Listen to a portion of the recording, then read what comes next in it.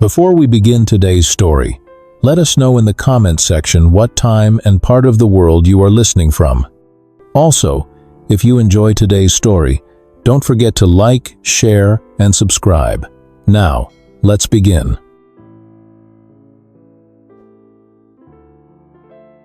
Tamia Brooks stood before her bathroom mirror, carefully applying the last touches of her minimal makeup. At 26, her warm brown skin glowed naturally, requiring little enhancement. Her dark, curious eyes reflected both intelligence and warmth, while her full lips often curved into an infectious smile that could brighten any room. Today, however, that smile was tinged with nervousness. Running her fingers through her carefully styled natural curls, she assessed her appearance one final time. The navy blue blazer and matching pencil skirt she'd chosen projected professionalism, even if they were from last season's clearance rack at Marshall's. She needed to look presentable, even if it was just for a cleaning job interview. "You've got this, Tam," she whispered to her reflection, trying to summon confidence she didn't quite feel. The past month had been brutal. Getting laid off from her administrative position at the startup company had been unexpected, leaving her scrambling to make ends meet. Her savings had dwindled rapidly, despite her best efforts to stretch every dollar. The stack of bills on her small apartment's kitchen counter seemed to grow taller each day. Between juggling babysitting gigs for her neighbor's kids, doing delivery runs, and picking up random tasks on TaskRabbit, she was barely keeping her head above water.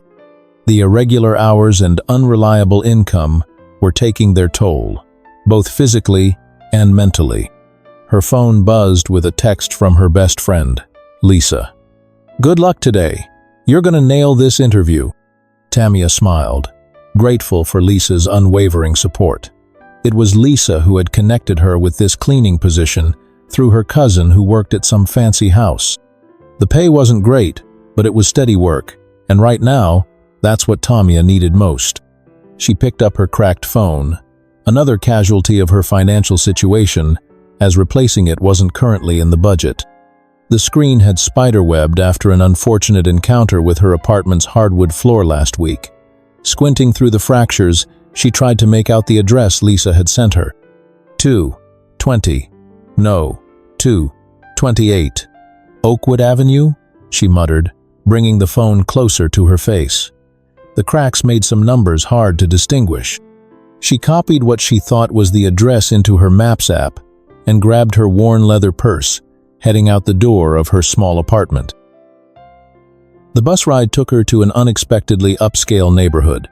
Tamia double-checked the address on her phone as the houses grew progressively larger and more impressive. Finally, she stood before massive wrought iron gates that opened onto a circular driveway, leading to what could only be described as a mansion. "This can't be right," she whispered. But before she could pull out her phone to call Lisa, a uniformed maid appeared at the gate. "Are you here for the position?" the maid asked, her tone clipped and professional. Tamia nodded hesitantly. "Yes, I'm here for the job interview." "Follow me quickly. Mr. Hamilton doesn't tolerate tardiness," the maid said, hurriedly ushering Tamia through the gates and up the winding driveway. The mansion was even more impressive up close. Classical architecture mixed with modern elements created an imposing facade of stone and glass.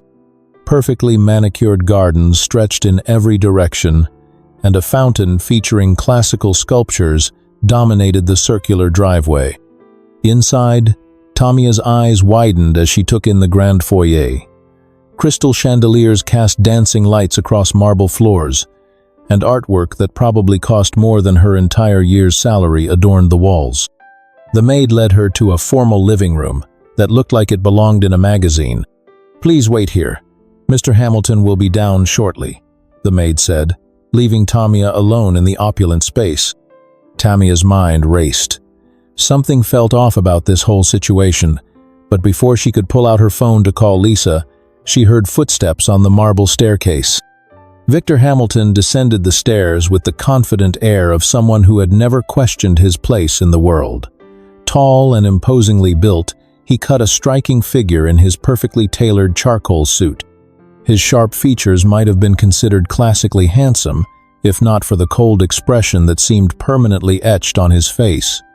Steel gray eyes regarded Tamia with a mixture of surprise and skepticism. "You're from the agency?" he asked, his deep voice carrying a note of disbelief. Tamia stood, smoothing her skirt nervously. "Yes, sir," she responded, still not entirely sure what was happening but deciding to maintain her professional demeanor. "I was expecting someone with more experience," he said, his eyes scanning her from head to toe. "The position of butler requires extensive knowledge of household management, formal service protocols, and event planning. Mr. Edwards served this household for over 2 decades. Tamia's heart stopped for a moment. Butler? Her mind raced as she finally understood the mix-up. This wasn't the cleaning job Lisa had told her about. This was something else entirely. She opened her mouth to correct the misunderstanding, but then Victor Hamilton continued speaking. "The position pays $40,000 monthly, with full benefits and living quarters provided on site. However, I need someone who can handle the responsibilities that come with managing a household of this caliber." Tamia's jaw dropped slightly at the mention of the salary, her mind quickly calculating that this was more than she'd made in a year at her previous job. In that split second, she made a decision that would change her life forever. "I assure you, Mr. Hamilton," she heard herself saying with a confidence she didn't quite feel, "I'm more than capable of handling the responsibilities of this position. I have extensive experience in organizational management and event coordination." It wasn't entirely a lie. She had indeed organized events and managed operations at her previous job, just not quite on this scale. Victor's expression remained skeptical, but something in Tamia's confident response seemed to give him pause. He studied her for a long moment, his cold gray eyes searching her face. "Very well," he said finally. "You'll have a 1-month probationary period. If your performance is unsatisfactory, you'll be dismissed immediately. You can move in tomorrow. Mrs. Peters, the head housekeeper, will show you your quarters and brief you on your duties." With that, he turned and walked away, leaving Tamia standing in the middle of the luxurious living room, her heart pounding with equal parts excitement and terror at what she'd just gotten herself into. As she left the mansion that afternoon, her mind was already racing with plans. She had until tomorrow to learn everything she could about being a butler. Thank goodness for YouTube tutorials and WikiHow articles. She had no idea how she was going to pull this off, but with $40,000 a month on the line, she was certainly going to try. Walking back to the bus stop, Tamia couldn't help but laugh at the absurdity of her situation. She'd walked in expecting to interview for a cleaning position, and walked out as the butler of one of the city's most eligible bachelors. As the bus pulled away from the curb, she pulled out her cracked phone and finally saw Lisa's message with the correct address for the cleaning job, 282 Oakwood Avenue, not 228. "What have I gotten myself into?" she whispered to herself, but for the first time in weeks, she felt a spark of hope. This crazy mistake might just turn out to be the best thing that ever happened to her, if she could pull it off. Little did she know that this mix-up would lead to far more than just a job. It would lead her into a world of luxury, deception, and eventually, love. But for now, she had some serious cramming to do about the proper way to serve tea and manage a household staff. It was going to be a very long night. The morning sun cast long shadows across the Hamilton Mansion's driveway as Tamia arrived with her 2 suitcases and a laptop bag. She'd spent the entire night researching butler duties, watching countless videos, and taking detailed notes. Her eyes were tired from the lack of sleep, but her determination burned bright. Mrs. Peters, the head housekeeper, greeted her at the service entrance. A woman in her late 50s with graying hair pulled into a tight bun, she carried herself with the kind of authority that came from decades of service in prestigious households. "Your quarters are this way, Miss Brooks," Mrs. Peters said, leading Tamia through a maze of corridors. "As the butler, you have private accommodations separate from the other staff." The butler's quarters exceeded Tamia's expectations. A spacious sitting room opened into a bedroom with an ensuite bathroom, all tastefully furnished. It was larger than her entire apartment. "Your uniform is in the wardrobe," Mrs. Peters continued. "Mr. Hamilton expects all staff to be properly attired at all times. Breakfast service begins at 6:30 a.m. sharp. I suggest you familiarize yourself with the household manual before then." Tamia's heart sank as Mrs. Peters handed her a thick, leather-bound book. The household manual contains all protocols, schedules, and Mr. Hamilton's preferences. Mr. Edwards maintained it meticulously. After Mrs. Peters left, Tamia sat on her new bed, feeling overwhelmed.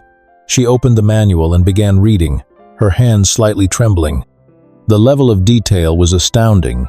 Everything from the precise temperature for serving different types of wine to the exact fold of napkins for various occasions. The next few weeks were a crash course in high society service. Tamia made mistakes, plenty of them. She served Earl Grey tea when Mr. Hamilton preferred English breakfast in the mornings. She confused the dessert and salad forks during dinner service. Each error was met with Victor's cold, disapproving stare. One particularly challenging morning, she knocked on Victor's study door with his morning coffee. "Enter," his voice called out. Tamia balanced the silver tray carefully, determined not to spill a drop. Victor sat at his massive mahogany desk, already immersed in work. "Your coffee, Mr. Hamilton," she said, placing the cup on his desk. He took one sip and his face darkened. "This is not how I take my coffee. I followed the instructions in the manual exactly. 2 shots of espresso, a splash of whole milk. Mr. Edwards knew I prefer my coffee slightly cooler on Mondays, as I tend to drink it immediately during my 8 a.m. conference calls," he interrupted, his tone glacial. Tamia bit back a retort about mind reading not being in her job description. Instead, she nodded politely. "I'll prepare another cup, sir." These interactions became routine. Victor's exacting standards and cool demeanor made every day a challenge, but Tamia was nothing if not persistent. She studied the manual during every free moment, practiced service techniques when alone, and gradually began to master the intricacies of her role. The other staff members slowly warmed to her, especially Martha, one of the younger maids. During a rare, quiet moment in the kitchen, Martha shared some insights about their employer. "Don't take his coldness personally," Martha said, helping Tamia polish silver. "He's been this way since Miss Tessa left him." "Tessa?" Tamia asked, trying to sound casual, while carefully storing away this information. "His ex-fiancée, Tessa Callahan. Her father is one of the major shareholders in Hamilton Group. They were engaged for nearly a year before she called it off 3 months ago. Mr. Hamilton hasn't been the same since." The revelation helped Tamia understand Victor's perpetual frost a little better. Still, understanding didn't make his demanding nature any easier to deal with. As weeks passed, Tamia grew more confident in her role. She mastered the art of anticipating needs, learned to read Victor's moods, and even began to take pride in running the household efficiently. However, her biggest challenge was yet to come. 2 months into her tenure, Victor announced a dinner party to celebrate a major corporate milestone. It would be Tamia's first time planning and executing a high society event. "I expect everything to be perfect," Victor stated during their morning briefing. The guest list includes several board members and key investors. Tamia threw herself into the preparations. She coordinated with caterers, arranged for fresh flowers, selected the perfect wines, and drilled the serving staff on proper protocol. Everything was proceeding smoothly until the evening of the event. Just hours before guests were due to arrive, a clumsy accident in the kitchen left her uniform stained with red wine. She was supervising the final preparations when a maid bumped into her while carrying an open bottle. "Oh my God, I'm so sorry," the maid exclaimed, horrified. Tamia assessed the damage. A prominent red stain spread across her pristine white uniform jacket. Her spare uniform was at the dry cleaners, and there was no time to retrieve it. As she stood in the kitchen trying to figure out a solution, Victor walked in to check on the preparations. His eyes immediately zeroed in on the stain. "Why are you dressed in dirty clothes?" he demanded, his voice sharp. Tamia explained the situation, feeling her cheeks burn with embarrassment. "This is unacceptable," he said. "Change into something appropriate, and bring my platinum Rolex to me. It's in my bedroom. I need it for tonight." "But sir, my other uniform is—" "Then wear a proper dinner outfit. Just ensure you're presentable. This event is too important for any mistakes." After he left, Tamia rushed to her quarters. In her wardrobe hung the red dress she'd been saving for her birthday, a gorgeous fitted number that hugged her curves perfectly. It was the only appropriate evening wear she owned. Changing quickly, she made her way to Victor's bedroom to retrieve his watch. The master suite was massive, decorated in masculine tones of gray and navy. She found the watch in its case on his dresser and hurried downstairs. The reception room was already filling with guests when she entered. Eyes turned to follow her as she made her way through the crowd, the red dress making quite a different impression from her usual uniform. She spotted Victor speaking with a stunning blonde woman and a tall, distinguished-looking man. As she approached, she caught fragments of their conversation. "One of the youngest judges in the state," the blonde was saying, her hand resting possessively on her companion's arm. "Clark's recent ruling on the Martinez case made quite a splash." Tamia recognized the blonde from photos she'd seen in the house, Tessa Callahan. She was even more beautiful in person, with the kind of polished elegance that came from a lifetime of privilege. "Victor, darling, you didn't mention you were seeing anyone?" Tessa said, her eyes fixing on Victor with an intensity that suggested more than casual interest. Before Victor could respond, his eyes landed on Tamia approaching in her red dress.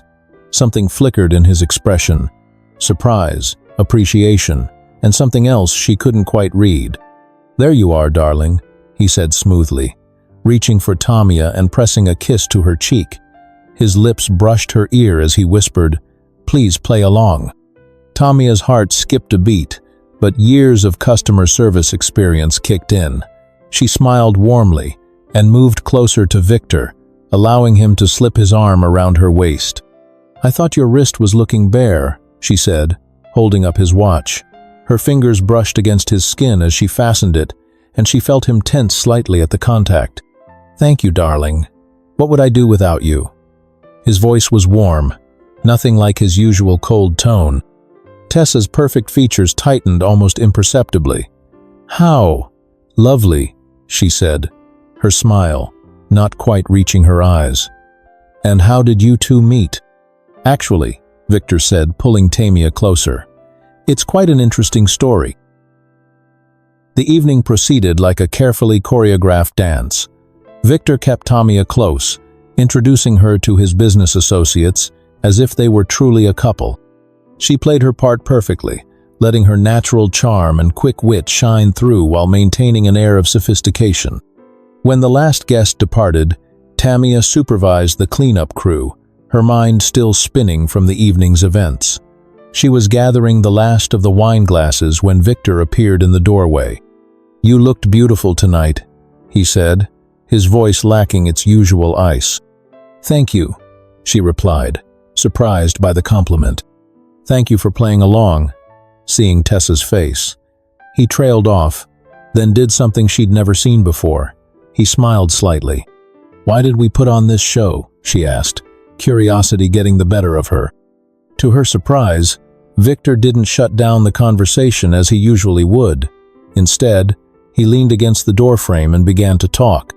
He told her about Tessa, about their engagement, about how she'd ended things, claiming they'd grown apart. "I still have feelings for her," he admitted. "And tonight, I saw something in her eyes when she thought we were together. Jealousy." Tamia listened, seeing a different side of her employer for the first time. Not the cold, demanding boss, but a man nursing a wounded heart. "I have a proposition for you," he said finally. "Continue playing the role of my girlfriend at public events. Make Tessa realize what she lost." Tamia's practical side kicked in. "That sounds complicated. and possibly inappropriate given my position here. I'll add a significant bonus to your salary, he offered, and it would only be for public appearances. Tamia considered the offer.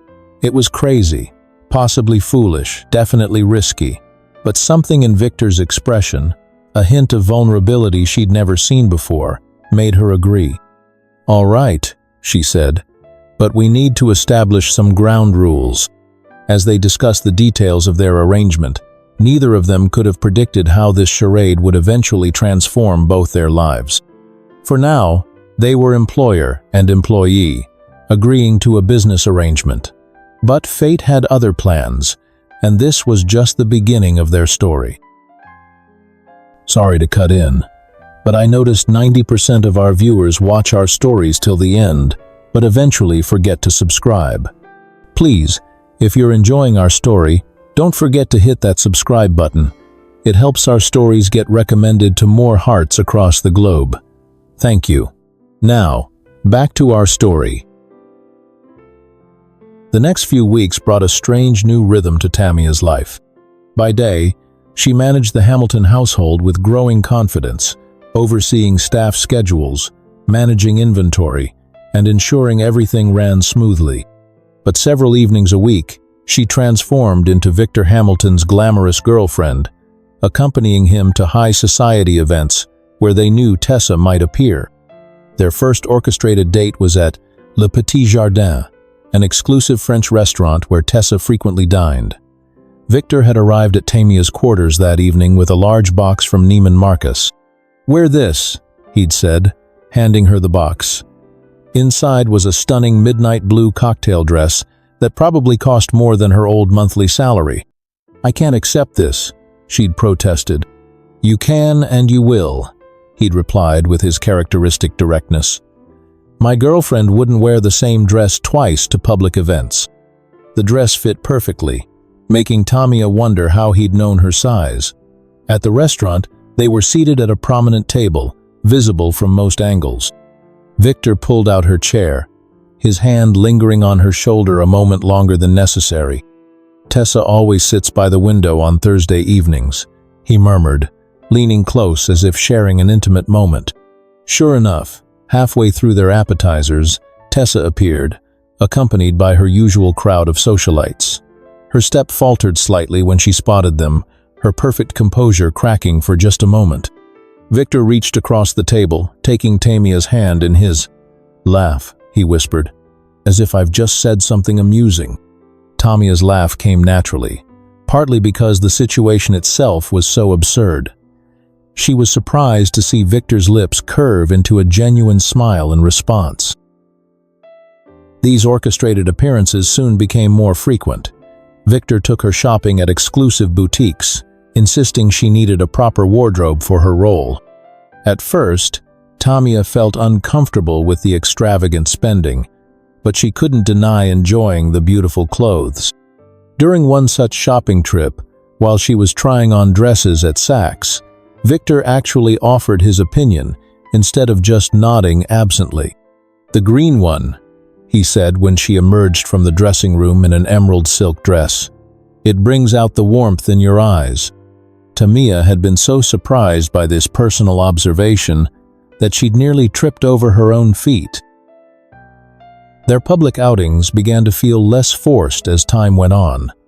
Victor, she discovered, had a dry sense of humor that occasionally peeked through his serious exterior. During a charity gala, he'd leaned close to her ear and whispered his observations about the other guests, making her stifle her laughter behind her champagne glass. "Mrs. Henderson's hat looks like it could house a small family of birds," he'd murmured, and Tamia had nearly choked on her drink. At home, their dynamic was shifting too. While Tamia maintained her professional duties, Victor's icy demeanor began to thaw.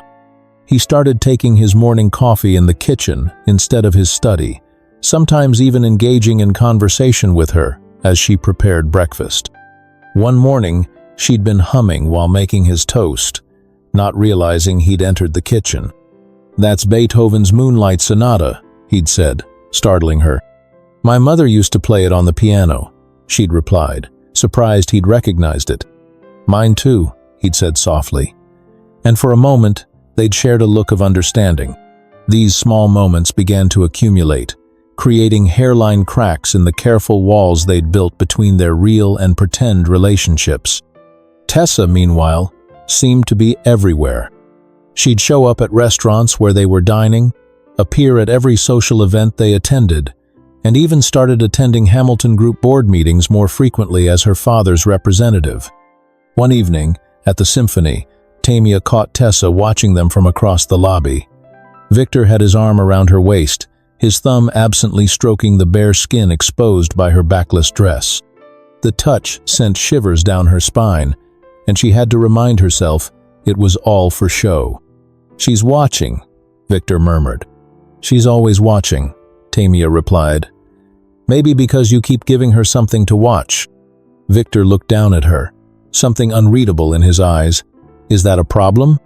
"No," Tamia said quickly, perhaps too quickly. "I just sometimes wonder if this is helping or making things worse." Before Victor could respond, the doors to the concert hall opened, and the moment passed. The complexity of maintaining her dual identity began to weigh on Tamia. During the day, she was efficient and professional, managing the household with practiced ease. But there were moments when the lines blurred dangerously. Like the morning Victor had come into the kitchen while she was preparing his breakfast, still in his running clothes, slightly breathless from his morning workout. She'd nearly dropped the coffee pot, distracted by the way his t-shirt clung to his chest.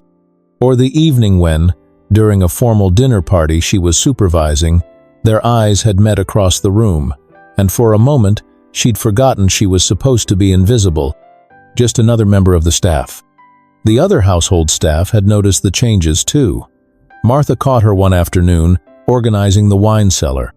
"Something's different about Mr. Hamilton lately," Martha observed. "He actually smiled yesterday when you brought him his afternoon tea." "He's just in a good mood because the company's doing well," Tamia deflected, but she knew it was more than that. Victor was changing. The cold, demanding employer was slowly being replaced by someone more complex, more human. She'd catch him watching her sometimes, when he thought she wasn't looking. His criticisms had become gentler, often followed by quiet words of appreciation for her work. One rainy Sunday afternoon, she found him in the library, listening to classical music while reading. Instead of immediately leaving as she usually would, she lingered, straightening books that didn't need straightening. "Do you like Chopin?" he asked, surprising her. "I don't know much about classical music," she admitted. He'd patted the space beside him on the leather sofa. "Come here. Let me teach you." They'd spent the next hour listening to different pieces while Victor explained the stories behind them. His face had come alive as he talked about the music, and Tamia found herself watching his hands as they moved through the air, conducting an invisible orchestra. It was becoming harder to remember that their relationship was just an act, especially when Victor would do something unexpectedly thoughtful, like remembering she preferred jasmine tea to coffee, or ordering her favorite dessert when they dined out. The real wake-up call came during a charity ball at the city's Natural History Museum. They were dancing, Victor's hand warm on her back, their bodies moving in perfect synchronization to the orchestra's waltz. "You're a natural at this," he said, his voice low and intimate. "I may have practiced in my quarters," she admitted, making him laugh softly. "Of course you did. You're thorough in everything you do." The compliment warmed her chest, and she looked up to find him watching her with an intensity that made her breath catch. For a moment, she forgot about Tessa, forgot about their arrangement, forgot about everything except the feeling of being in his arms. That night, lying in her bed in the butler's quarters, Tamia faced an uncomfortable truth. She was falling for her employer. The realization was terrifying. This wasn't part of the plan. She was supposed to be helping him win back Tessa, not developing feelings for him herself. But the heart, she was learning, didn't care much for plans. The next morning, she went about her duties with mechanical precision, trying to maintain professional distance. But when Victor came into the kitchen for his morning coffee, Their fingers brushed as she handed him the cup, and the jolt of electricity that passed between them told her it was already too late. She was in deep trouble, and there was no protocol in the butler's manual for dealing with falling in love with your employer while pretending to be his girlfriend to make his ex-fiancée jealous. The irony would have been amusing if it wasn't so potentially devastating to her heart and her career. The turning point came on a crisp autumn evening during a Hamilton Group charity gala. Tamia was taking a moment alone on the balcony, needing space from the increasingly complicated emotions swirling inside her. The city lights twinkled below, matching the stars above. "He looks at you differently, you know." Tamia turned to find Tessa standing there, elegant in a champagne-colored gown. Her expression was unreadable in the dim light. "I don't know what you mean," Tamia replied carefully, maintaining her role. "Victor. I've known him since we were children. I know all his expressions, his mannerisms." Tessa moved closer, her perfume carrying on the evening breeze. "The way he looks at you. He never looked at me like that." Before Tamia could respond, Tessa continued, "I made a mistake. Breaking off our engagement was impulsive. I'd like another chance with him." Tamia's heart constricted. This was what they'd been working toward, wasn't it? Why then did it feel like everything was crumbling? "You should tell him," Tamia managed to say, her voice steady despite her inner turmoil. The next day, Tessa visited the Hamilton mansion, surprised to see Tamia as the butler. Tamia led her to Victor's study, every step feeling like lead. Through the closed door, she could hear their muffled voices. She busied herself with housework, trying not to think about what was being said behind that heavy oak door.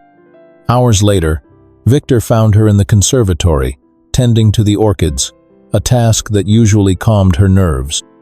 "Tessa wants to reconcile," he said without preamble. Tamia kept her eyes on the delicate flowers. "Isn't that what we wanted? What all this was for?" "That's what I thought I wanted." Victor's voice was thoughtful. "But when she said it, I felt nothing. No joy, no excitement, nothing." Tamia finally turned to face him, her heart thundering in her chest. But before either could speak, Mrs. Peters appeared with an urgent message, an email that required Victor's immediate attention. That evening, Victor sat in his study, staring at his computer screen. The email from Prestige Estate Staffing glowed mockingly. "Dear Mr. Hamilton, we are following up on our previous communication regarding the placement for your household's butler role. We understand from our records that the candidate we sent, Mr. Terrence Griggs, was scheduled to interview at your estate a few months ago. However, he reported that upon arrival, he was informed the position had already been filled." Victor read the email 3 times, each reading bringing clarity to a situation he hadn't even questioned. He should have been angry, should have felt betrayed. Instead, he found himself remembering every interaction with Tamia, seeing them in a new light. Her initial nervousness, her determination to learn, her quick adaptation to a role she'd never been trained for. He found her in the kitchen that night, caught in the act of midnight snacking, a habit he'd discovered about her weeks ago. She stood frozen, a spoonful of leftover tiramisu halfway to her mouth, looking like a deer in headlights. "I think we need to talk," he said, pulling out a kitchen chair. Tamia set down the dessert, her hands trembling slightly. "You got the email?" "I did." He studied her face in the dim kitchen light. "Why don't you tell me the real story?" So she did. She told him everything. About losing her job, about the mixed-up address, about her desperate decision when she heard the salary. As she spoke, she waited for the anger, the dismissal, the cold fury she'd seen him direct at others who had deceived him. Instead, he listened quietly, his expression thoughtful. When she finished, silence filled the kitchen. "I should fire you," he finally said. "I know." Tamia straightened her shoulders, determined to face the consequences of her deception with dignity. "But I can't." His words hung in the air between them. Tamia looked at him, confused. You've managed this household better than anyone since Edward's. You've shown initiative, adaptability, and intelligence. You've brought warmth back to this house." He paused, running a hand through his hair, a gesture she'd come to recognize as a sign of internal struggle. "And if I'm being honest, you've brought warmth back to my life." Tamia's heart skipped a beat. "Victor." "No, let me finish." He stood up, moving closer to her. "I've been thinking about why Tessa's offer of reconciliation left me cold. I've been thinking about why these past months have felt more real than any relationship I've had before. I've been thinking about you, Tamia." The air between them crackled with tension. Victor reached for the last piece of tiramisu on her plate, a playful glint in his eye. Tamia instinctively pulled it away, and he chased her around the kitchen island, both of them laughing quietly in the darkness. When he caught her, his arms went around her waist, and suddenly they were face to face, breaths mingling, the dessert forgotten. His eyes searched hers, all pretense gone. The kiss, when it came, was nothing like their staged displays of affection. This was real, tender, and passionate, and full of unspoken feelings. Tamia's hands found their way to his chest as his fingers tangled in her hair. A sudden noise made them spring apart. Martha stood in the doorway, eyes wide, having come to investigate the sounds from the kitchen. I heard noises," she stammered. "I'll just go back to bed." Tamia fled before Victor could stop her, her heart racing, her lips still tingling from their kiss. She spent the rest of the night pacing in her quarters, wondering how she could possibly face him in the morning. But when morning came, everything had changed. Victor ended things with Tessa definitively, explaining that his heart belonged to someone else. When Tamia brought his morning tea to his study, he caught her hand before she could leave. "Stay," he said softly. "Please." She stayed, and they talked, really talked, about everything, about their feelings, about the future, about the complications their relationship would face, about the whispers and judgments they would encounter from society. "I don't care what anyone thinks," Victor said firmly. "You've shown me what real love feels like, not the arranged, convenient kind I had with Tessa, but something true and unexpected and wonderful." In the weeks that followed, they navigated their new reality together. Tamia continued her duties as butler, but their private moments were filled with genuine affection and growing love. They went on real dates. Not orchestrated appearances, but quiet dinners where they talked for hours, walks in the garden where they held hands and shared dreams, evenings in the library where Victor continued teaching her about classical music. The household staff adjusted to the change in their relationship with varying degrees of surprise. Mrs. Peters maintained her professional demeanor, but couldn't quite hide her approval. Martha was openly delighted, having secretly rooted for them all along. Society took longer to accept them. There were raised eyebrows at their first public appearance as a real couple, whispers about the butler who caught the billionaire's heart. But Victor remained steadfast, proudly introducing Tamia as the woman he loved, not caring about status or background. Tessa, when she heard the news, was surprisingly gracious. "I think I always knew," she told Tamia at a chance meeting. "You brought out a side of him I never could." Months later, Tamia stood in the conservatory where she'd spent so many hours tending to the orchids. Victor found her there, just as he had that day when everything changed. "The orchids are blooming beautifully," he observed, wrapping his arms around her from behind. "They just needed the right care and attention," she replied, leaning back against him.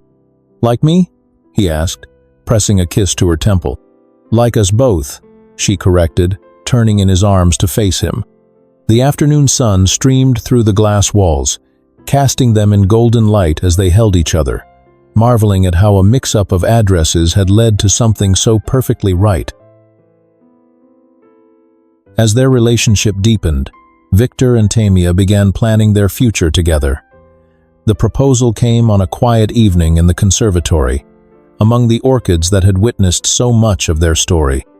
Victor had arranged the space with hundreds of candles, their flickering light dancing off the glass walls. When Tamia entered for her usual evening check of the plants, she found him waiting, surrounded by blooming flowers and soft music.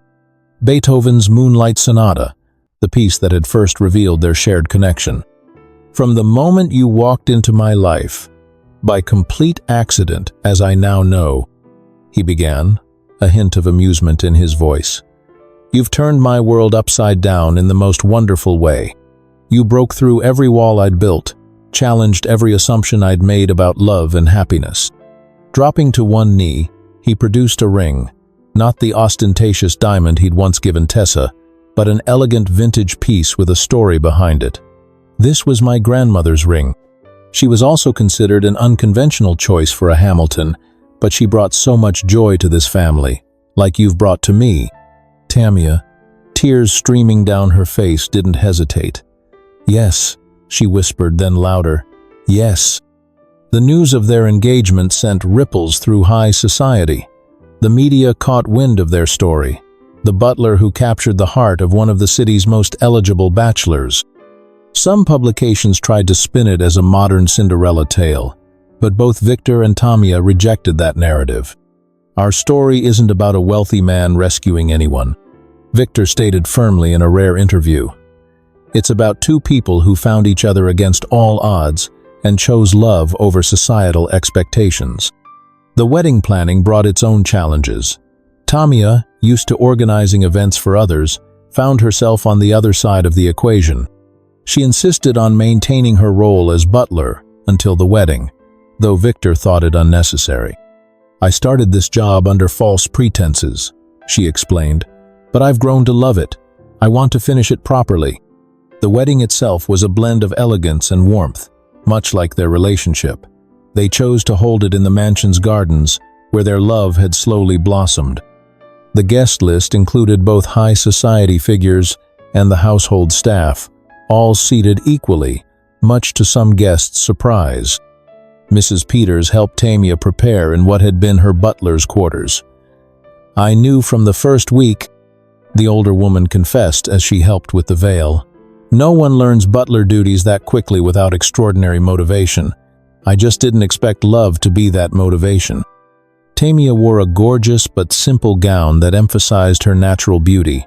When Victor saw her walking down the aisle, his usually composed face showed every emotion: love, joy, wonder.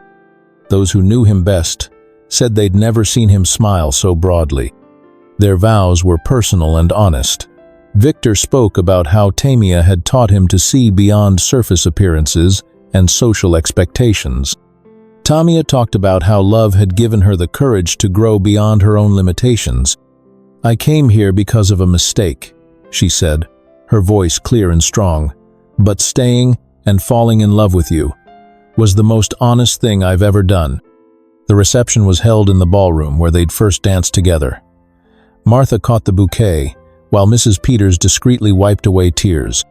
Even Tessa attended, genuinely happy for the couple she could now see were perfect for each other.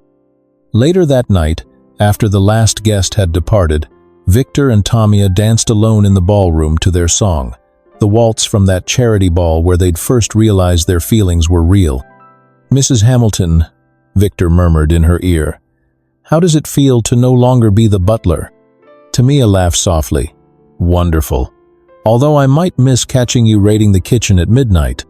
"Well," he pulled her closer, "now, you can join me instead of pretending you don't see me." They moved together in perfect harmony, just as they had that first night, but now without any pretense or hidden feelings between them. In the years that followed, they transformed the Hamilton mansion from a cold symbol of wealth into a warm home filled with love and laughter. They hosted regular dinner parties where CEOs sat beside household staff, where genuine conversation and connection were valued above social status. Victor's company thrived under his new leadership style, which incorporated the emotional intelligence and people skills he'd learned from Tamia. She, in turn, started a foundation that provided education and career development opportunities for people from disadvantaged backgrounds. Their love story became something of a legend in the city, but not for the reasons people initially assumed. It wasn't about a wealthy man and his butler. It was about two people who dared to be honest with themselves and each other, who chose love over convention, and who built a life that reflected their true values. On their first anniversary, they stood in the kitchen late at night, sharing the last piece of tiramisu, a tradition they'd maintained from that fateful night of their first real kiss. "Do you ever regret it?" Tamia asked. "Marrying your butler?" Victor pulled her close, pressing a kiss to her forehead. "My only regret is that I spent so many years thinking love had to look a certain way. You showed me it could be so much more." And so, the story that began with a mixed-up address ended with a love that defied all expectations, proof that sometimes the best things in life come from our biggest mistakes. The Hamilton mansion remained a testament to their love story, the place where a young woman had arrived for the wrong job interview and found exactly where she was meant to be. The orchids in the conservatory continued to bloom year after year, tended now not by a butler, but by a woman who had found her true place in the world, not in service to the house, but in partnership with the man who had learned to open his heart to unexpected love.